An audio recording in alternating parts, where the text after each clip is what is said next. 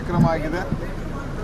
ಬಹುಶಃ ಕರ್ನಾಟಕದ ಇತಿಹಾಸದಲ್ಲಿ ಇಷ್ಟೊಂದು ದೊಡ್ಡ ಪ್ರಮಾಣದಲ್ಲಿ ಜನ ಒಬ್ಬ ನೇತಾರನ್ನ ನೋಡಲಿಕ್ಕೆ ಬಂದಿರಲಿಕ್ಕಿಲ್ಲ.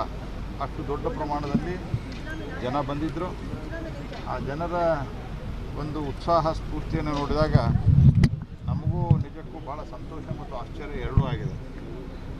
ಪ್ರಧಾನಮಂತ್ರಿಗಳ ಜನಪ್ರಿಯತೆ ಯಾವ ರೀತಿ ಇದೆ ಅನ್ನೋದು ಇದರಿಂದ ಗೊತ್ತಾಗ್ತದೆ. ಮತ್ತು ರೈಲ್ವೆ ಮೈದಾನದಲ್ಲಿ ಆದಂಥ ಕಾರ್ಯಕ್ರಮವು ಸಹಿತ ಅದೇ ಪ್ರಮಾಣದಲ್ಲಿ ಯಶಸ್ವಿಯಾಗಿದೆ. ಇವತ್ತು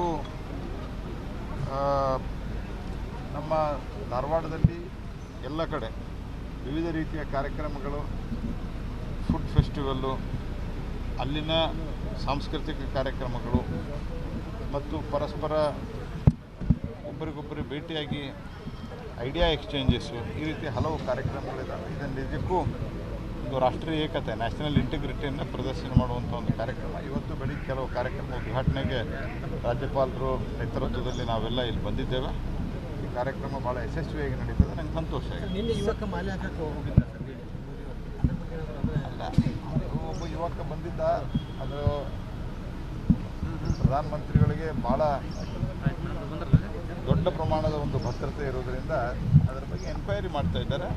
ಮತ್ತು ನನಗೆ ಬಂದಿರುವಂಥ ಪ್ರಾಥಮಿಕ ಮಾಹಿತಿಯ ಪ್ರಕಾರ ಆತ ಅಭಿಮಾನದಿಂದಲೇ, ಪ್ರೀತಿಯಿಂದಲೇ ಬಂದಿರೋದ್ರಿಂದ ಅದರ ಬಗ್ಗೆ ಹೆಚ್ಚಿನ ಸಮಸ್ಯೆ ಏನೂ ಆಗಲಿಕ್ಕಿಲ್ಲ ಅಂತ ಅಂದ್ಕೊಂಡಿದ್ದೀನಿ.